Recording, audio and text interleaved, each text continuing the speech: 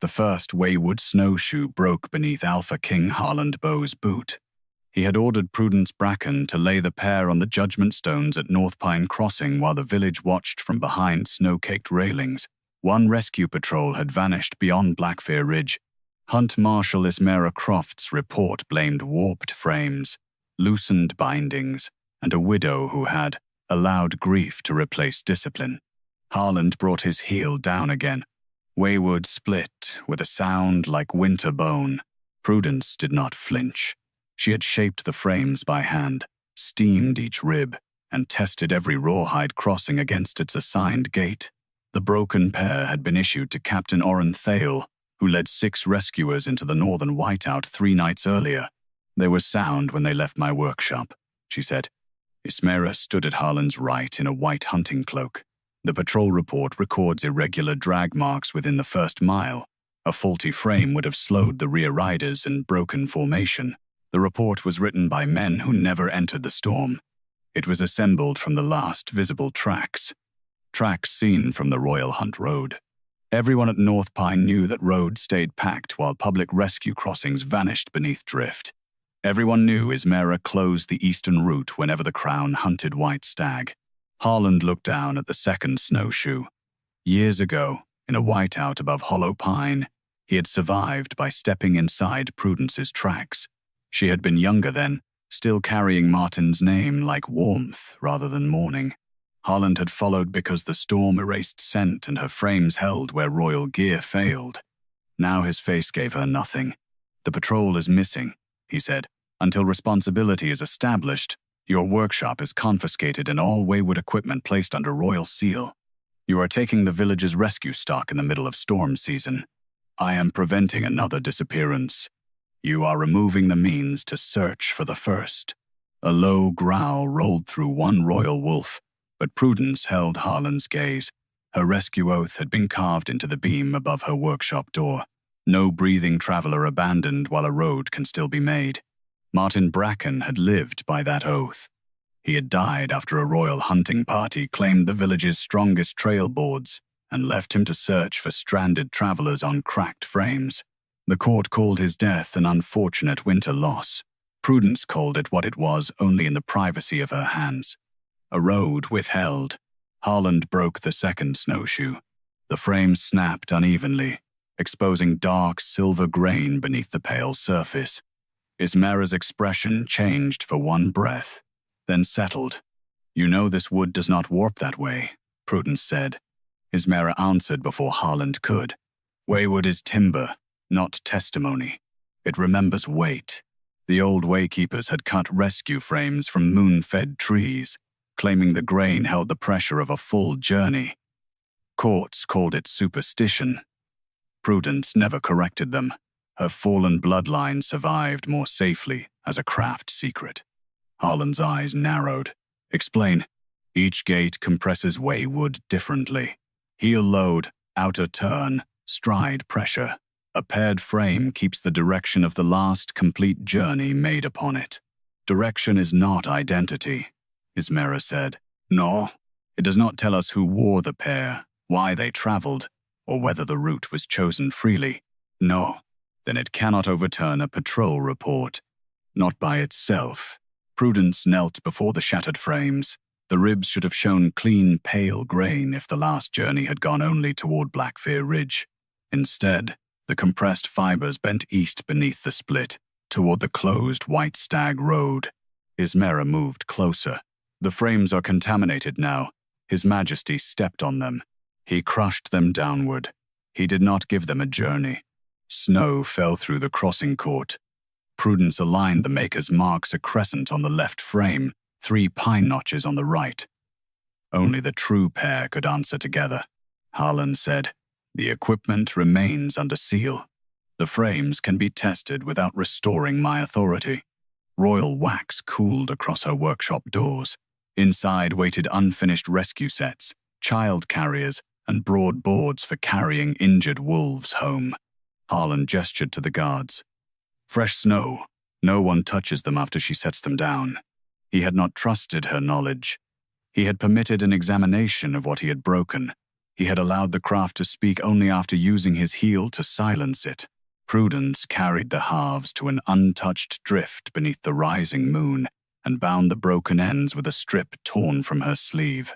Then she pressed 2 fingers against the grain. The old Waykeeper inheritance stirred like cold water beneath her skin. It did not give her answers. It only let her read what her hands had spent a lifetime shaping. She could feel direction, not destination. Pressure, not purpose. The final, complete journey lay folded inside the wood as weighted turns. The empty snowshoes moved. One broken frame tipped forward, settled, then slid across the snow. The second followed. No feet filled the rawhide webbing. No hand pulled them. They retraced the remembered burden 1 measured step at a time. The royal wolves lifted their heads. Harland's black wolf stepped from behind the guards, nostrils working, then faltering. Harland's jaw hardened when the animal chose the wayward path instead of his mare's command. The frames crossed the public rescue marker.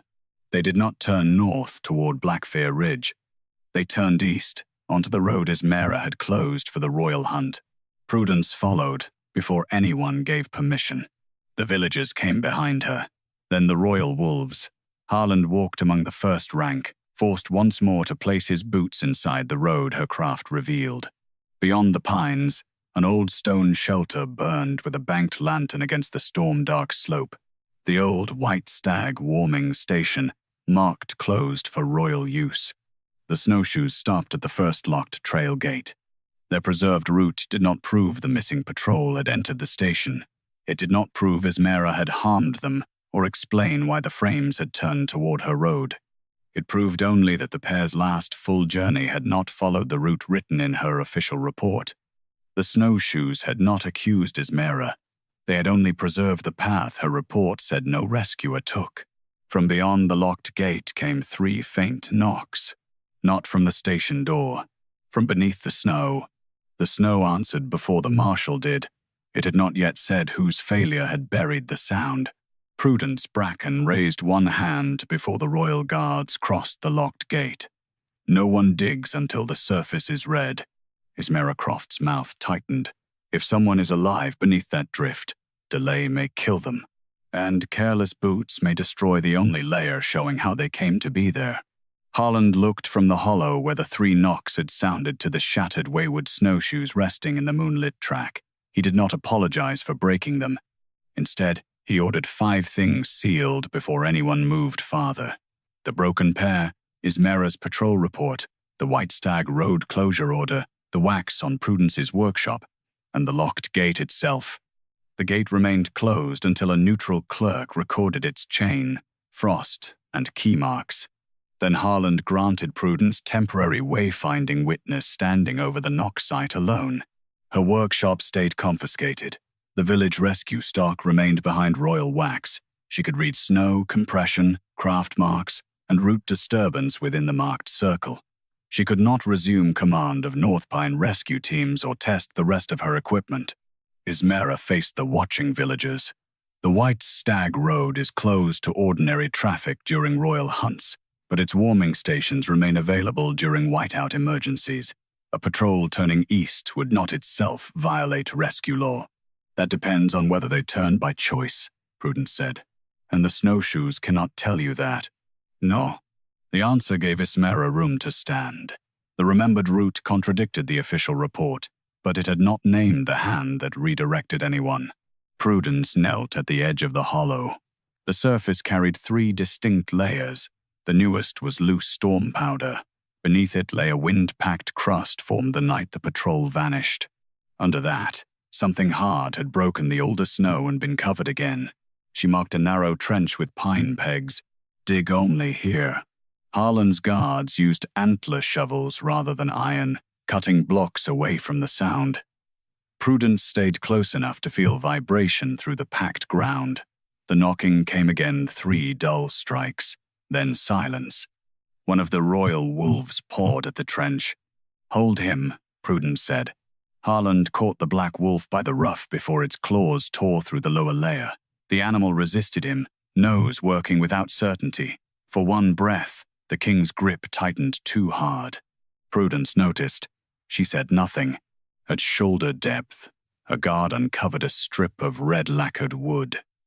Not a hand, not fur, not a buried face. A rescue marker board. The board had been planted upright, then forced flat beneath the drift. A loose iron direction pin struck the hollow frame whenever wind pressure shifted the snow above it.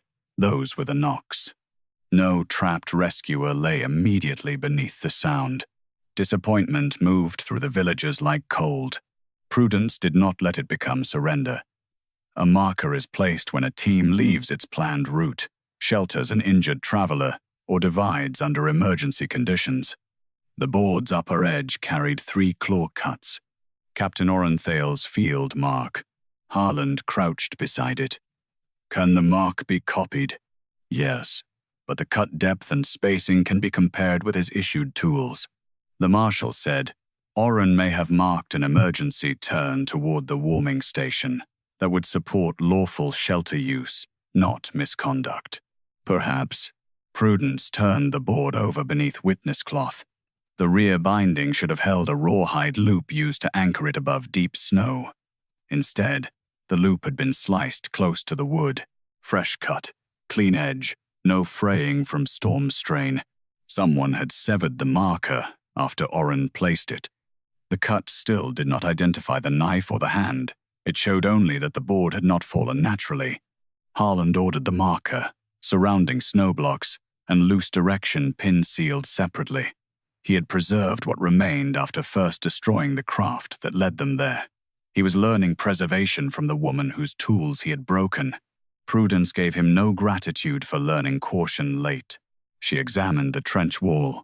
Beneath the marker lay overlapping impressions too broad for ordinary boots.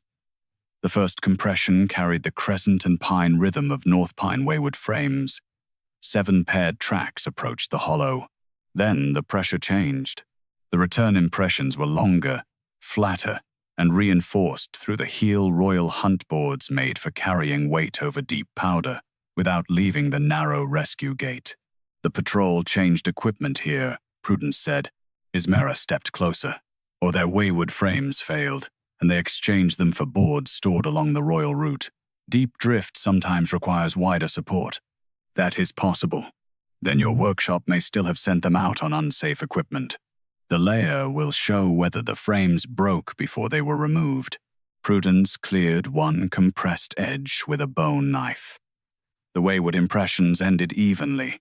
No drag furrow, no staggered heel, no broken frame gouge. The patrol had stopped and removed functioning snowshoes. The royal hunt board tracks continued east toward the warming station, carrying uneven weight. One board pressed deeper along its left edge, as if supporting an injured rider or a burden bound off-center. Harland looked toward the sealed station lantern. How many boards were stored there? Ismera answered without hesitation. 8 pairs by winter inventory. Who controlled them? The hunt quartermaster and station guards. Not Ismera alone. Prudence followed the impressions to a drift beside the gatehouse wall. 2 hunt boards had been pushed beneath split firewood and painted white along their rims to match royal equipment. One bore a fresh cut where its old maker's mark should have been. The other carried a dark shape beneath the peeling paint. Prudence scraped away one narrow strip. A bent fir branch crossed by a rescue hook. Martin Brecken's mark. She had carved it beside him 21 winters earlier, before grief made his name something the court preferred to call unfortunate. The board did not prove Martin had used it on his final journey. It did not show who painted over the mark, or why his rescue equipment had entered royal hunt storage. It proved only that something taken from North Pine's rescue stock before his death had been hidden beneath the white stag colors. The painted board had not explained Martin's death. It had only proved royal hunt storage had been carrying North Pine rescue gear under another name. Before dawn, Harland ordered the White Stag Station's inventory chest carried into the open snow, while Martin Bracken's painted board remained sealed beneath witness cloth.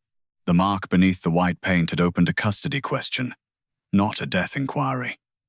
Somewhere beyond the warming station, Captain Orenthale and 6 rescuers were still unaccounted for. Prudence would not let an old grief pull the search away from the living. Ismira Croft stood beside the iron-banded chest. Old rescue boards were sometimes absorbed into Royal Hunt storage after winter losses. Repaired surplus was repainted so station guards could identify equipment by use rather than village origin. Then the records should show when this one entered Crown custody, Prudence said.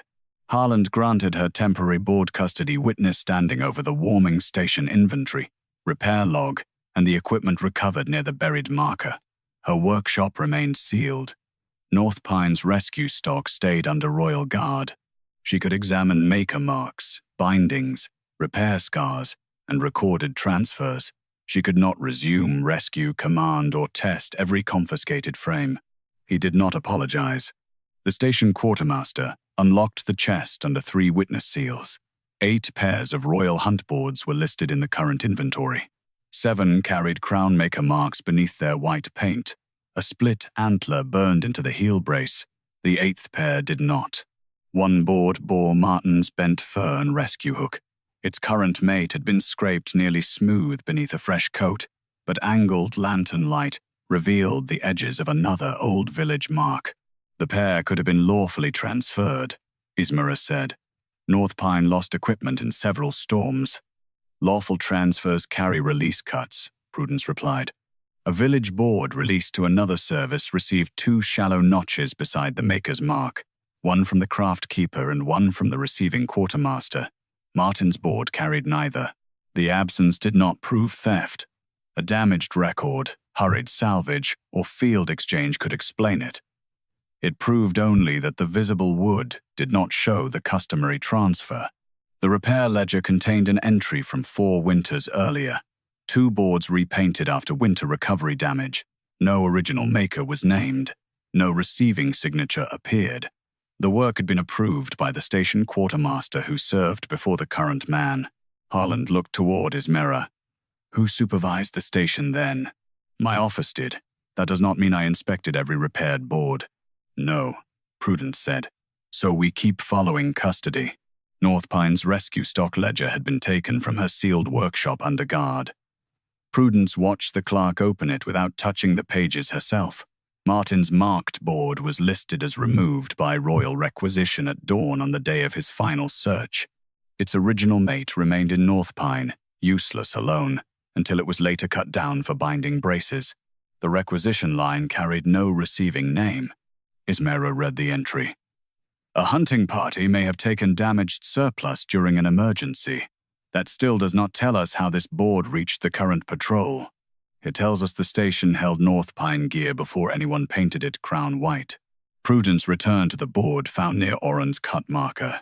Its rear binding had been recently shortened with a straight blade. The severed rawhide from Oren's marker loop lay under separate seal. She aligned the cut edges without joining them. The width matched. The blade angle matched. A dark smear of pine pitch crossed both surfaces. The rawhide had likely been cut with the same sharpened edge or on the same pitch-stained workbench. It did not identify the hand that held the knife.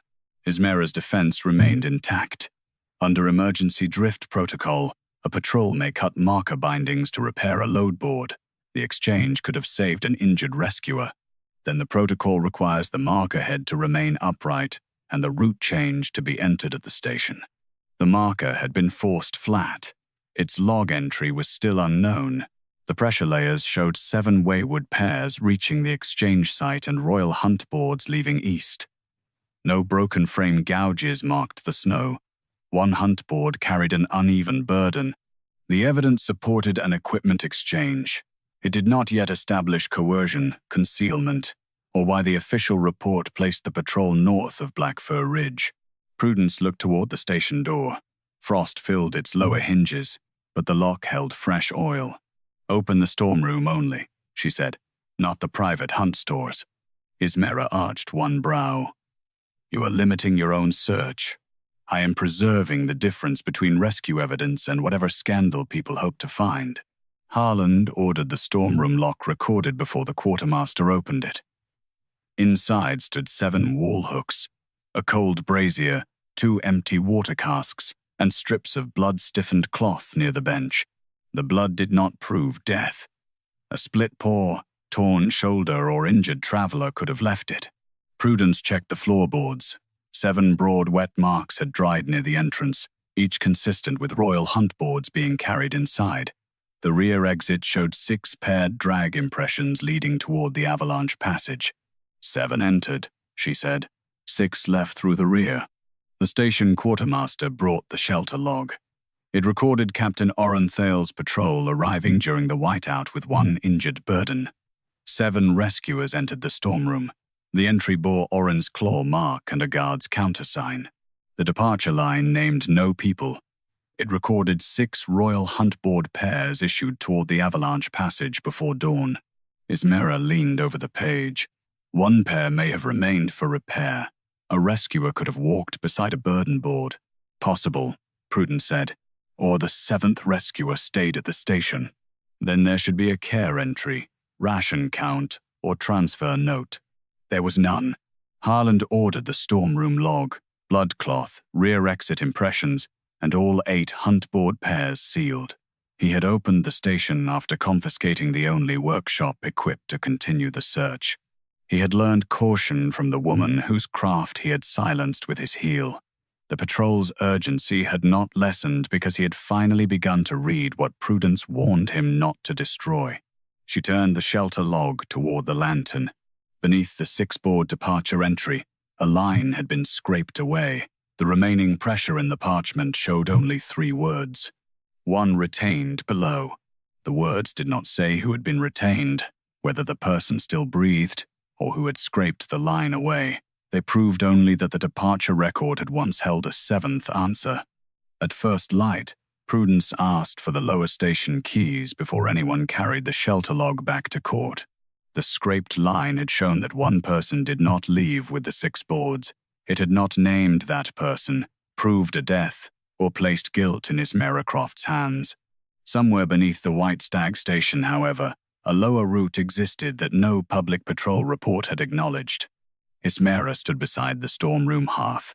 Below may mean the lower storm cellar. It may mean an avalanche cache. Stations retain injured travelers under shelter protocol when moving them would worsen exposure. Then the lower records should show who was kept, who treated them, and when they left, Prudence said. Harland did not apologize. He ordered the storm cellar lock, lower hatch, rear passage map, and station guard roster sealed before inspection. Prudence received temporary lower route witness standing over those items alone. Her workshop remained under royal wax. North Pine's rescue stock stayed confiscated, and she still could not command a search beyond the marked station route. He was allowing her to read another piece of the road after taking away the tools required to finish it. The lower hatch lay beneath a storage bench at the rear of the storm room. Its iron ring carried old frost along the outer edge, but the seam beneath it had been broken in a narrow crescent. Prudence knelt without touching it. Someone opened this recently, one guard said. From which side? Harland asked. She held a lantern low. Frost pressed outward in fine ridges around the inner lip. The exterior dust remained undisturbed except where the bench had been moved that morning. From below, she said. Ismera's answer came quickly. A station guard may have checked the cellar during the storm. The roster listed 4 guards on duty the night Oren's patrol arrived. 2 had remained at the front gate. 1 had tended the storm room. The 4th had been assigned to the rear passage until midnight, then marked, transferred to the upper Hunt Road. No transfer time appeared. No receiving guard had signed. The missing entry did not prove the guard descended or altered the log. It proved the lower access had been left without a complete custody record during the same hours the patrol changed equipment. Harland ordered the hatch opened under witness cloth. Cold air rose from below carrying pine pitch, damp wool, and the iron scent of old blood. Stone steps descended to a narrow cellar where emergency grain bins lined one wall. A second door stood open beyond them, leading into the avalanche passage carved through the slope. Prudence stopped at the threshold. A strip of dark red cloth had caught beneath the lower hinge. The fibers matched the weave used in Captain Oren Thale's patrol cloak, red winter wool reinforced with black hair cord. The cloth could have come from his cloak, another patrol garment. or stored repair material. It did not prove he had bled there, and it did not prove anyone died. A royal healer touched the stain with snow melt and watched its color rise. Blood, she said, several days old, not enough to judge the injury. The passage floor carried no clean track layer. Melt, falling grit, and repeated boot traffic had blurred the surface. But along the right wall, beneath a crust of ice, Prudence found a rescue cord. The cord had been made in North Pine. She knew the twist because her own workshop used alternating pale and dark rawhide, so rescuers could feel direction through gloves. The line disappeared into the passage and remained taut enough to hum when she touched the stone beside it. Ismera folded her arms. It may anchor a supply sled. A supply line would be tied to the left wall, clear of the return path. Or the patrol placed it poorly in an emergency. Possible. Prudence did not pull. A tightened rescue cord could hold a buried beam, mark an air route, or connect separated survivors. Pulling without knowing its burden might collapse whatever remained beyond the first bend. She marked the line, then asked for 6 of the confiscated trail pegs from her workshop. Harland's guard looked to him. "Release only the pegs," he said. "Not the snowshoes. Not the boards. Not her command." Prudence drove the pegs beside the cord at measured intervals and led a limited descent. Harland followed with 2 guards, Ismera, the healer, and 1 neutral clerk. No villagers entered. No one advanced beyond the first secured air pocket. The passage narrowed where an old avalanche had cracked the ceiling. Snow packed the left side, leaving a hollow no wider than a wolf's shoulders. The rescue cord passed through it. Inside the pocket lay 1 empty wayward binding. The leather had been cut from a frame rather than torn by strain. Its buckle bore Oren's field notch, but the frame itself was gone. On the stone beside it, 5 claw marks had been scratched into the frost. Even spacing. 1 line for each counted interval. "They may mark 5 hours," Ismera said. "Or 5 people," Harland replied. "Or 5 attempts to clear the passage," Prudence said. "We do not choose meaning before we have the next mark." She placed her palm near the stone without touching the scratches. The air pocket held a faint warmth that did not belong to the frozen passage. Not enough to prove a living body nearby. Enough to show that air still moved from deeper below. The rescue cord tightened once, then again. Not wind, not falling snow. A deliberate pull. Harland's black wolf surged forward, claws tearing sparks from the stone. He stopped it before the animal entered the narrow hollow. The wolf's nose worked uselessly against the cold, but its ears lifted towards something beyond human hearing. Prudence felt no answer in the wayward binding. Empty leather remembered nothing. The wolf gave 1 low call into the dark. For several breaths, only the cord trembled. Then, from far beneath the mountain, a living howl answered. Harland's black wolf struck the passage wall hard enough to shake frost from the ceiling. Prudence caught the rescue cord before the animal's claws could tear it loose. Back, the wolf bared its teeth at the darkness, holding the answering howl. Harland seized its harness and forced it away from the narrow hollow. His face went still in the way powerful men used when fear threatened to show. Ismera Croft listened toward the passage. An echo can travel through avalanche chambers. We do not know whether that call came from Captain Oren Thale, another rescuer, the injured traveler, or a wolf trapped from an earlier storm. "No," Prudence said, but something living answered from beyond a cord placed by North Pine hands. Harland granted her temporary rescue route authority over the tensioned line and the first secured passage beyond the air pocket. The permission did not reopen her workshop or return the confiscated rescue stock. She could direct only the descent required to reach the signal. He did not apologize. Prudence requested 2 coil braces, a warming wrap, 3 hand sled slats, and the narrow cord wheel stored behind her sealed doors. Harland released them under guard while the rest of her equipment remained inaccessible. "You broke the root gear, sealed the replacements, and now ration back the tools needed to reach the people your report abandoned," she said. "The report I accepted," he replied. The report you chose over the craft beneath your heel. The rescue cord tightened again. One pull, a pause, two shorter pulls.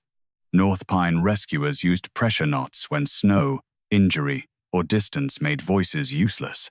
One long pull meant living contact. Two short meant obstruction between caller and anchor. Prudence returned 3 measured pulls for help advancing. The answer came slowly. 1 long, then 5 faint taps. The claw marks beside the empty binding had not counted people. They counted the same 5 intervals now carried through the rawhide. Someone is repeating a location measure, Prudence said. 5 body lengths beyond the next obstruction. Can the cord tell you who? Ismera asked. No.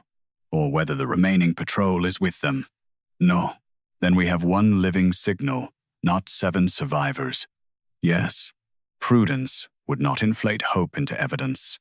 False certainty could send rescuers through unstable snow as easily as despair could leave people buried. She divided the descent. 2 guards braced the ceiling with sled slats. The healer carried the warming wrap. Harland managed the wolf harness because the animal could hear what human ears could not. Ismera remained behind the lead brace with the clerk and station map. Prudence took the cord. The first obstruction was a fallen support beam frozen into the passage wall. Snow packed beneath it, leaving a crawl space barely wide enough for 1 person. The line disappeared under the beam without fraying. No chopping, Prudence said. The beam is carrying the ceiling. Harland glanced at the wolf. Can he pass? His shoulders will shift the lower pack. Then I go. You stay behind my pegs. Years ago, he had survived a whiteout by stepping where she stepped. Now the mountain required the same obedience, without memory softening what he had done at North Pine Crossing. Prudence slid through first. Beyond the beam, an air pocket had formed beneath an overturned supply sled. Someone had packed snow along its sides to hold back falling grit. The rescue cord wrapped twice around the runner, then continued beneath a collapsed shelf of ice. 5 fresh claw marks scored the wood. Prudence signaled through the cord. 3 pulls. A weak answer came from beneath the shelf. The team widened only the upper edge of the pocket, removing snow in thin slabs while the braces held. A hand appeared first, blue at the fingertips but moving. Then a woman's face emerged behind a torn patrol hood. Sabeth Wold, one of Oren's route scouts. She was pinned from the waist down by a broken board and stone shelf. The royal hunt board beneath her carried no frame failure. Its binding had twisted around her leg when the passage collapsed. Do not pull me, she whispered. The stone shifts. Prudence lay flat beside her. How many are breathing? Oren. 3 with him when the cord parted. The healer took the traveler toward the north vent. I stayed because my leg trapped. That accounted for 6 people beyond the station, including Sabeth and the injured traveler. 1 rescuer remained unaccounted for. Why did you enter the lower passage? Prudence asked. The upper road was closed. By storm? Sabeth shook her head. By order. Ismera stayed behind the brace. Whose order? The gate captain showed Oren a white stag route tablet. Said royal hunters were returning before dawn, and no rescue team could cross the upper shelf. A station captain may enforce closure without my direct command, Ismera said. Sabeth's breathing hitched. Oren argued. The captain said the marshal's standing winter order placed Hunt Passage before village traffic, unless the Alpha Seal opened it. Harland went motionless. A standing order did not prove Ismera knew this patrol had arrived, intended harm, or knew the lower route would collapse. It proved the guard believed royal hunting access outranked an active rescue. The board pinning Sabeth had shortened bindings matching the fresh cuts near Oren's marker. The exchange had not occurred because Waywood broke. The wider hunt board had twisted where a rescue frame would have flexed with Sabeth's gait. Prudence's workshop remained sealed under an accusation of unsafe craft. We free her by lifting the stone, not dragging the board, she said. It took 2 braces, Harland's strength, and the healer's hands. Sabeth screamed once when the binding came loose, then bit the warming wrap until the tremor passed. They carried her only to the first air pocket. The deeper cord remained taut. No one mistook one survivor for the patrol's rescue. Before the healer gave her sleep draft, Sabeth opened her glove and released a brass root tablet. The white stag emblem marked one side. Harland's royal winter seal marked the other. Beneath both, cut so shallowly it had nearly vanished, was a third instruction: rescue passage suspended until hunt return. Harland placed the white stag root tablet beneath witness glass before Sabeth Wold's sleep draft fully took hold. The hidden instruction proved that the gate captain had acted under a sealed closure. It did not prove Ismera Croft had written the order, known the lower passage was unstable, or intended the patrol to suffer. Captain Orenthale and the rescuers beyond the first air pocket still mattered more than any accusation the brass might eventually support. Prudence kept one hand on the tensioned rescue cord. "Open the route. Tablet issue chain," she said. "Then let us move before the mountain closes what remains." Ismera stood beside the passage brace. The upper shelf is narrow. A returning royal hunt and a burden team cannot safely cross it together. Standing winter orders allow guards to divert traffic through the lower storm route. Even an active rescue? When the Alpha Seal reserves the upper road. Harland did not apologize. He ordered the brass tablet, the gate roster, the winter closure order, the station's safety map, and the route message ledger sealed under separate marks. Prudence received temporary route order witness standing over those records and the secured cord. Her workshop remained closed. Most of North Pine's rescue equipment remained behind Royal Wax. He released only what the descent required. The winter order carried Harland's seal beneath Ismera's office mark. It had been issued at the beginning of hunting season, not on the night Oren arrived. The language gave the martial authority to reserve the upper shelf whenever a royal party was expected within 2 bells. Harland read the line twice. "I authorized route control. I did not order this patrol below. You authorized a system that allowed a hunt road to close, without first asking whether a rescue was already on it," Prudence said. Ismera's reply remained measured. The order also required station guards to open emergency shelter access. Oren's patrol reached shelter. They reached a passage your report claimed they never used. The public patrol report still placed them north of Blackfur Ridge. Ismera said it had been compiled from the last confirmed surface tracks before the whiteout. That could explain an incomplete route. It could not explain why the station log, marker exchange, and lower passage were absent. The safety map had been revised 12 days before the patrol vanished. A thaw crack crossed the lower route beyond the first air pocket. Red ink marked the passage suitable for foot movement only, without burden boards, until new braces were installed. Sabeth had entered on a royal hunt board with an injured traveler among the patrol. "Who received this revision?" Harland asked. The station engineer's dispatch showed delivery to the hunt marshal's route office. No personal receipt carried Ismera's hand. A duty clerk had acknowledged the packet. "I did not see every station repair notice," Ismera said. "The captain was responsible for local conditions." "Then we open what the captain knew," Prudence replied. The gate roster named Captain Jorund Fell on duty. His station copy of the safety map was missing the red warning sheet. The binding holes remained, but the thread had been cut. Ash in the brazier held a curl of red-edged parchment too small to recover any words. The destroyed sheet did not identify who burned it. The cut thread and ash showed only that the warning had been separated from the map inside the station. The rescue cord tightened. 3 measured pulls. A pause. 1 weaker return. Prudence turned away from the records. "We advanced to the next stable brace." Ismera objected. "The map says the crack lies beyond the first pocket. The people below already know that. That is why they tied the cord." Harland released 2 more sled slats and 1 narrow wayward frame from the sealed stock.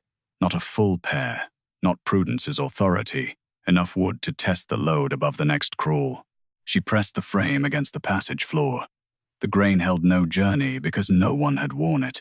It served only as crafted support, exactly as ordinary timber and trained hands could serve without magic.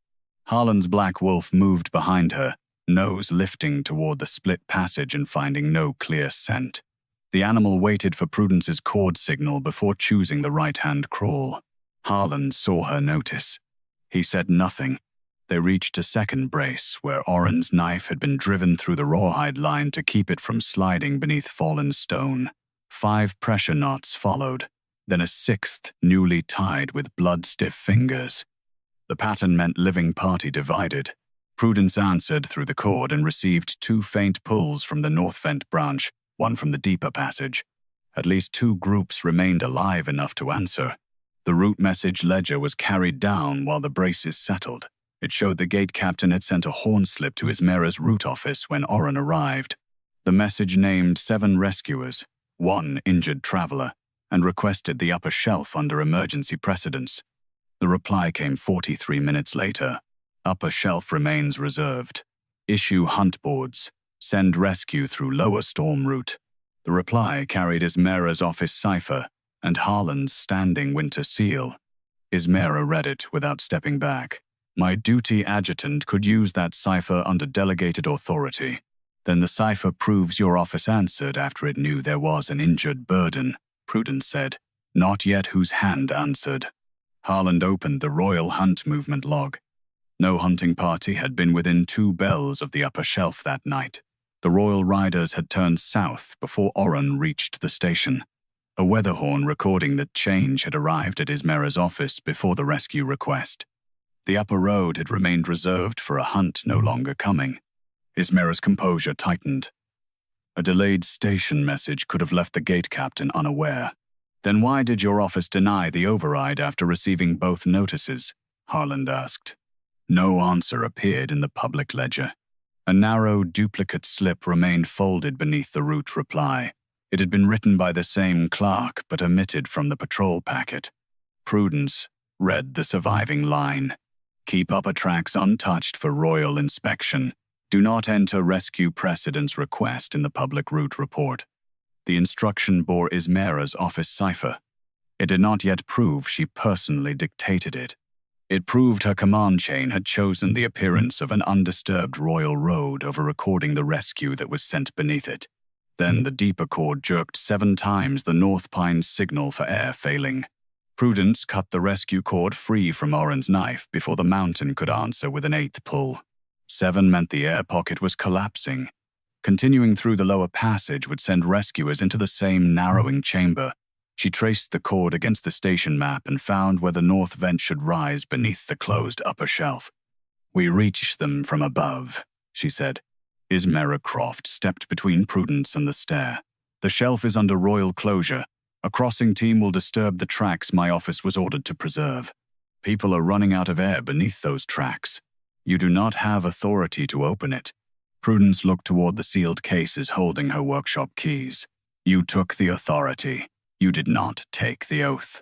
She gathered Sabeth Wold's route notes, 6 trail pegs, North Pine cord, and the widest unbroken wayward pair released from royal custody. Harland had granted her standing only inside the lower route. She stepped beyond it without asking him to enlarge the order. The neutral clerk lifted his pen. Do I record this as an unauthorized departure? Record that the authorized route was losing air. Prudence chose 4 North Pine rescuers. Harland's guards blocked the upper door until he approached. His black wolf stood beside him, ears fixed on the faint calls beneath the stone, while its nose searched the snow and found nothing certain. Harland could stop her. The closure carried his seal. The confiscation carried his seal. Every lost minute also carried his authority. I am crossing, Prudence said. You may arrest me after they breathe. He moved aside. That was not restoration. It was a king declining to enforce one part of the damage he had already done. Ismera followed with 2 guards and the route clerk. If the shelf breaks, your disobedience will not prove the closure was corrupt. No, it will prove rescue could not wait for your office to decide how its tracks should look. The upper White Stag Road climbed through wind-carved pines. Prudence set the wayward pair on her boots and tested each step before allowing weight behind her. The grain revealed no gilt or hidden map. It compressed beneath her gait and showed whether the surface held the pressure she placed upon it. Harland followed too close. "Do not step inside my frame." Years earlier, she had slowed so he could place every boot in her tracks through a whiteout. Now she kept her pace. She would not make his path easier while people beneath them fought for air. The royal wolf drifted left, correcting only when Prudence struck a peg into the snow. Its scenting failed again near the ridge turn. Harland caught the harness before it crossed a hollow crust. Ismera saw it. So did the guards. "A royal tracker should have marked that void," she said. Harland did not answer. Harland had hidden the loss of his wolf's trail scent since the whiteout Prudence guided him through. Alpha Law treated perfect winter tracking as proof that a sovereign could lead his pack through storm and war. He had allowed Ismera's root office to become his nose across North Pine rather than expose the weakness. The secret did not excuse the workshop seal. It explained why an official report had outweighed craft knowledge he remembered surviving. Prudence drove another peg. "Walk where the wood holds.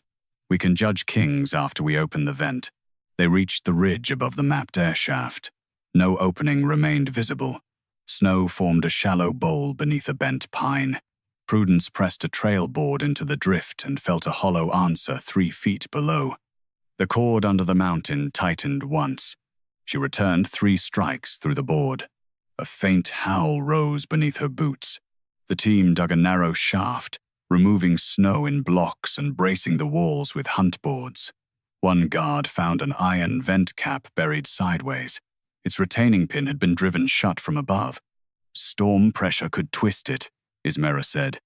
"Not through the locking hole." The pin carried fresh hammer flattening. That showed deliberate closure. It did not identify who struck it or whether they knew survivors were below. Harland lifted the hammer while Prudence held the brace. Together they drove the pin back without widening the shaft. Cold, foul air rushed upward, followed by a broken cough. Prudence lowered the warming cord first. Captain Orenthale's hand closed around it. He emerged gray with cold, one shoulder bound against his chest. Behind him came the patrol healer and the injured traveler they had carried from the storm. 3 rescuers remained in the deeper branch. The 7th member of Oren's patrol had vanished before the passage split. Oren refused water until he pressed his claw mark into the rescue ledger. "The upper road was clear when we reached the station," he said. "The gate captain sent us below to keep the White Stag's surface untouched. When the passage cracked, I sent Sabeth back. The guard sealed the vent after we called upward." "Did you see who ordered him?" Prudence asked. "No. He carried a route tablet and said the marshal's office would strip his rank if the Hunt Road showed rescue traffic." Ismera remained controlled. "A guard repeating my office does not prove the order came from me." "No. So we preserve his words and find the guard." Oren drew a frost-stiff message strip from inside his cloak. He had taken it from the station captain before entering the lower route. The public side ordered emergency shelter access. The inner fold carried a second instruction in Ismera's cipher. "If rescue passage marks the upper shelf, erase the crossing and retain witnesses below until the royal inspection is complete." The cipher connected the order to her office, not yet to the hand that composed it. Then the clerk turned the strip toward the lantern. The final countersign carried Ismera Croft's personal hunt seal. The personal seal changed the command structure before it changed anyone's guilt. Harland removed Ismera Croft from control of the station, the upper shelf, and every guard assigned to the White Stag route. He did not order her chained. Her seal proved that the hidden instruction had left her hand. It did not yet prove what she believed retain witnesses below would require, whether she knew the vent had been pinned shut, or whether she intended anyone to die. Ismera surrendered her route keys without lowering her eyes. The instruction meant keep the rescue party sheltered until the royal inspection passed. It did not authorize a guard to seal an air shaft. "You ordered witnesses kept beneath a road that no hunt was using," Prudence said. "I ordered the upper tracks preserved, and valued their appearance above the people walking under them." The rescue cord shuddered from the deeper branch. Prudence turned away from the argument. 3 members of Orenthale's patrol still breathed somewhere behind failing braces, and 1 rescuer remained missing. She would not let Ismera's seal become another reason powerful people discussed responsibility, while trapped wolves spent their last air. "Release the rest of my rescue stock," she told Harland. His guards waited. "All of it?" he asked. "All that can hold the upper shelf and both lower branches. You cannot ration a rescue by the same decree that created it." Harland ordered the royal wax cut from the trail sleds, vent braces, cord wheels, and unbroken wayward frames needed at the station. Prudence's workshop authority remained suspended. The equipment traveled under witness inventory, and royal clerks recorded every item. He had returned tools to an emergency, not the workshop to its keeper. Prudence divided the operation without asking Ismera's officers for permission.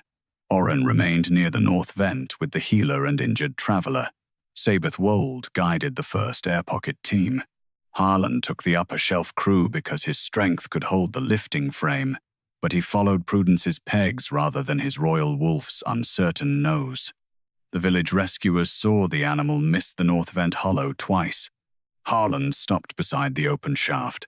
"My wolf lost most of his winter trail, since in the hollow pine whiteout."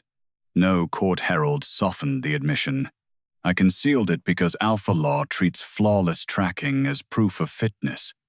I allowed the marshal's reports to become my trail knowledge." Prudence secured the first brace. "That explains why you trusted paper over snow. It does not excuse breaking the craft that contradicted it." No, the answer did not seek forgiveness. At the second vent, the surface crust carried no visible opening.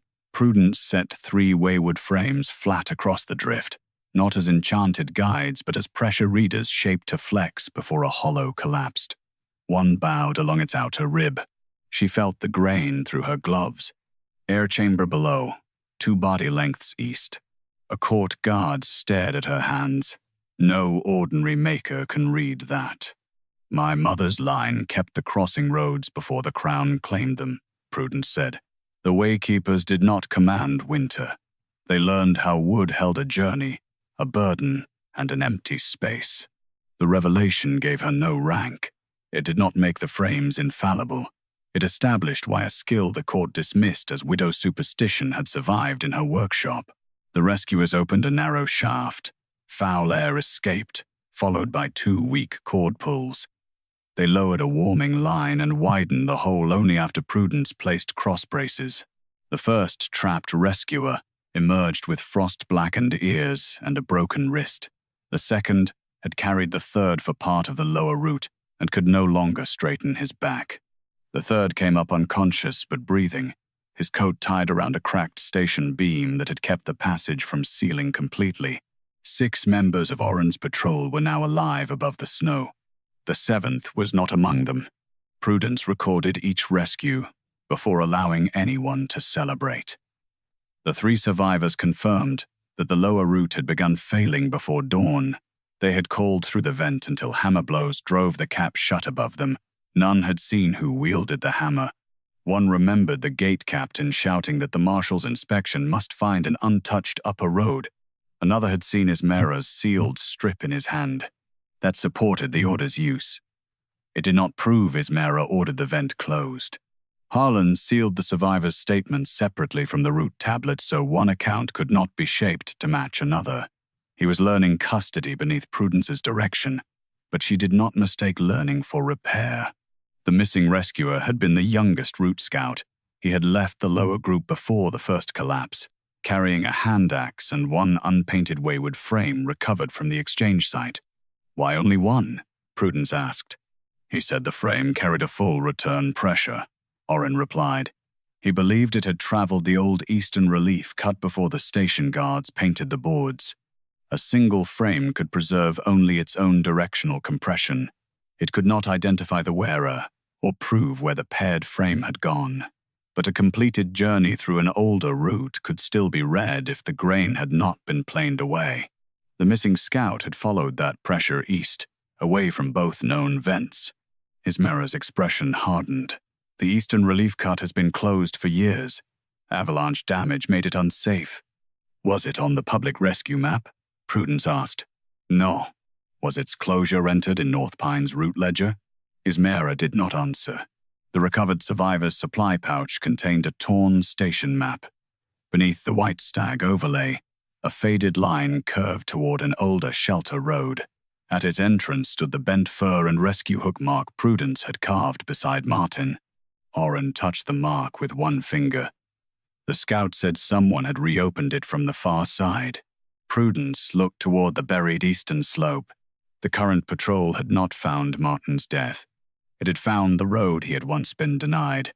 Prudence did not allow Martin's mark to become a memorial while the 7th Scout was still missing. She carried the torn station map to the eastern slope beneath a clear horn shield.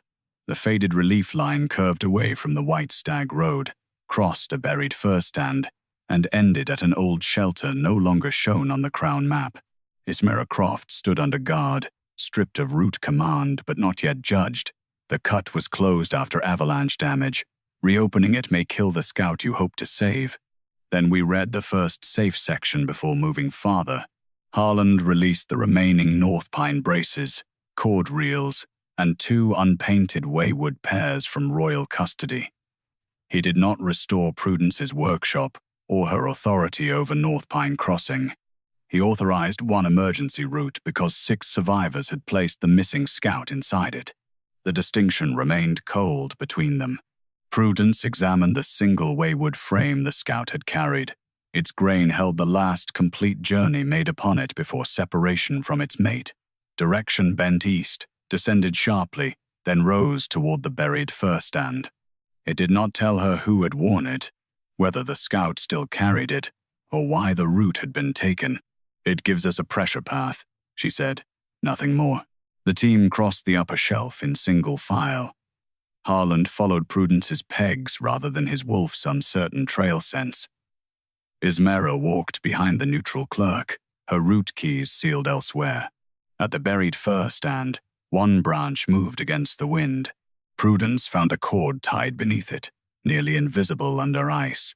3 knots marked living shelter.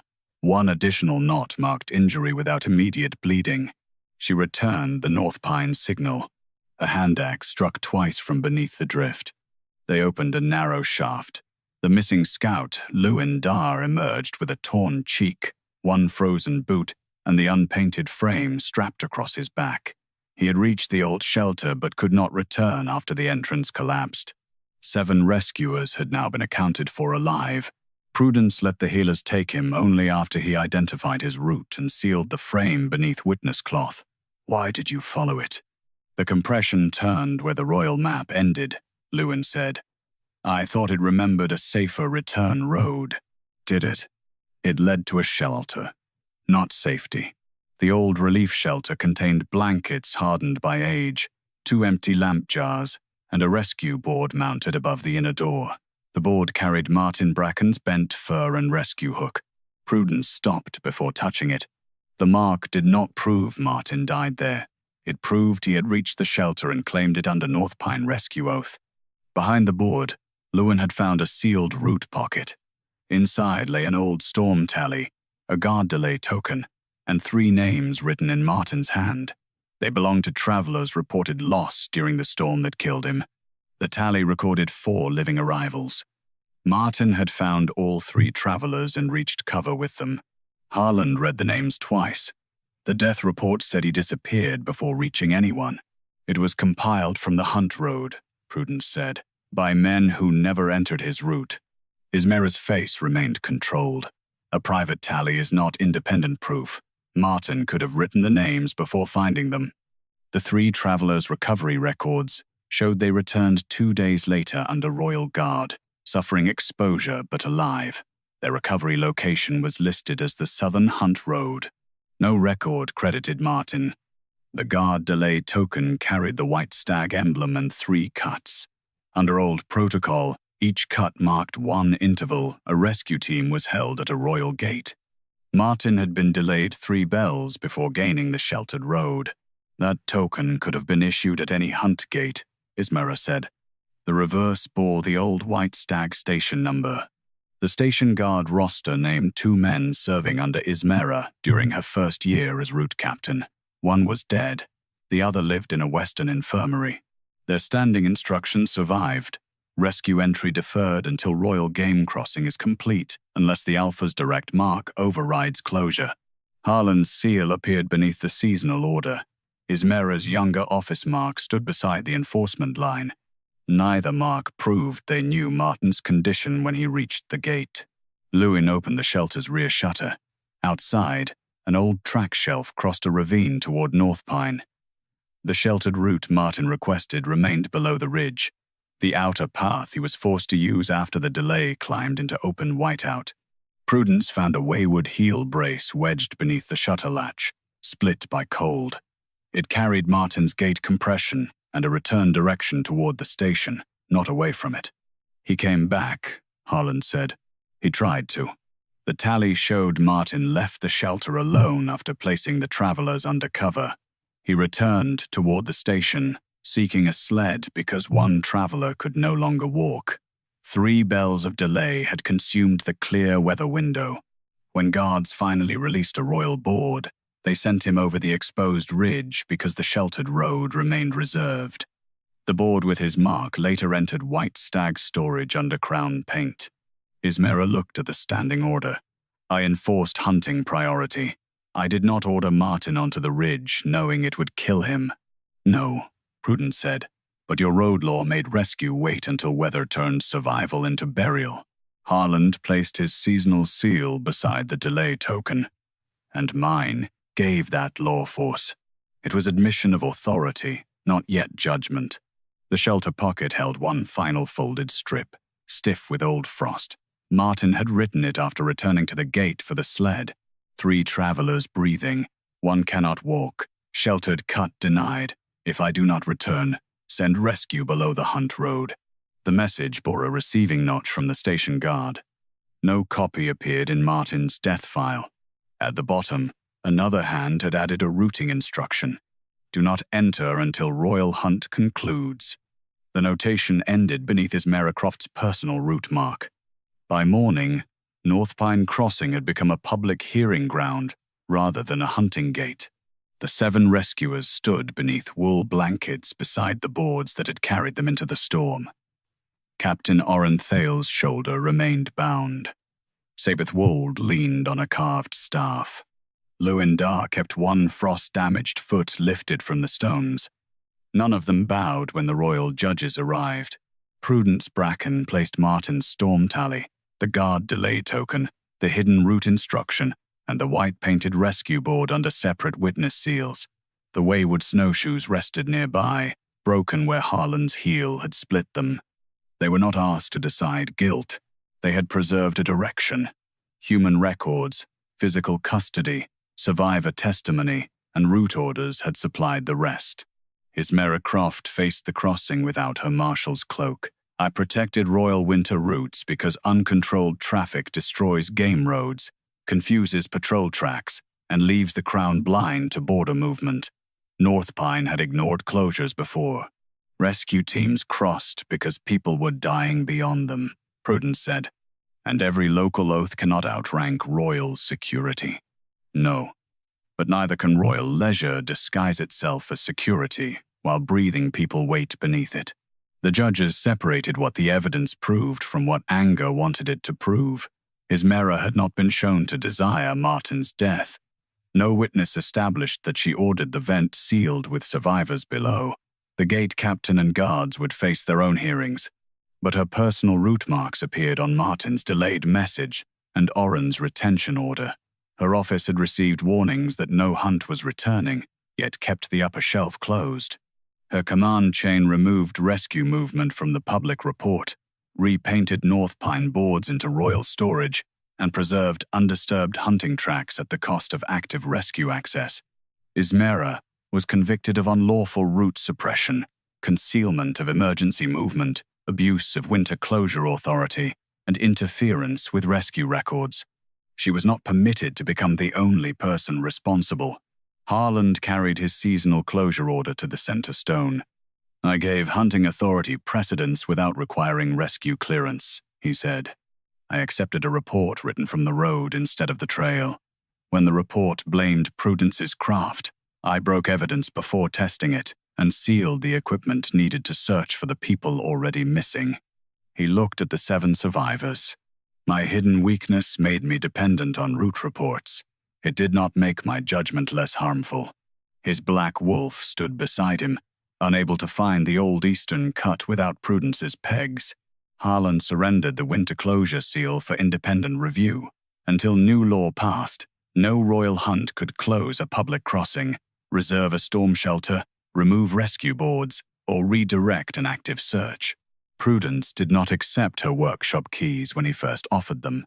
"Return the stock before you return the title," she said. Every wayward frame, trail board, child carrier, cord wheel, warming wrap, and rescue sled was carried from royal custody and counted before North Pine witnesses. Damaged pieces were entered separately. The crown was ordered to replace the pair Harland destroyed, but Prudence required the new wood to be cut and shaped under village authority. Only after the equipment stood inside the workshop did she allow the law to be read. The North Pine Rescue Priority Law separated public rescue routes from royal hunting rights. No seasonal privilege could override an active rescue oath. Any closure required a passable alternate road inspected by rescue keepers, not only hunt officers. Storm shelters belonged first to travelers and rescue crews. Equipment requisition required maker marks, release cuts, receiving signatures, and return records. No route report could become final until the rescuers who traveled it, or the physical trail evidence they left, had been examined. Waywood remained limited within the law. Its compression memory could preserve the direction and burden pattern of a completed journey. It could not identify a wearer, translate motive, establish guilt, or replace maps, logs, witnesses, and custody. Harland placed Prudence's authority seal on the workshop bench instead of pressing it into her hand. "This belongs to the keeper North Pine recognizes," he said. Prudence looked toward the rescuers, the village elders, and the families whose winter roads depended on her work. "I will take it when the crossing recognizes rescue as law, not permission." The elders struck their staffs once against the floor. Oren placed his claw mark beneath the new law. The surviving patrol followed. Prudence lifted the seal. Her first order reopened every public rescue route and suspended all royal hunting traffic until the replacement stock was complete. Martin's death record was addressed last. The hearing did not call him a prophet or declare every word in his tally correct. It established that he found the 3 travelers, reached the eastern shelter, requested the protected road, and was delayed 3 bells under White Stag priority. His received warning was withheld from the death file, and his marked board entered royal storage without lawful release. His record changed from lost during unauthorized search to died after completing a rescue under unlawfully delayed access. The 3 Oises he saved placed their names beneath his. Prudence did not weep until the court had gone. She stood alone in the reopened workshop, fitting a new rib into the frame Harland had ordered replaced. Snow whispered against the shutters. Harland stopped outside the threshold. He wore no crown. His wolf waited behind him rather than leading. "May I enter? You know the road." "I know that following it once did not teach me to respect the woman who made it." Prudence set the shaping knife down. "Respect is shown before the storm proves you wrong." "Yes." He entered only when she moved aside. On the bench lay 2 unfinished snowshoes, one sized for her gait and one broader. Harland touched neither. "I cannot restore the winters your law took from you." "No, I can spend the winters ahead obeying the road you restored. That is not the same as being forgiven." "I know." Prudence handed him a coil of rawhide and pointed to the lower brace. "Then hold this steady."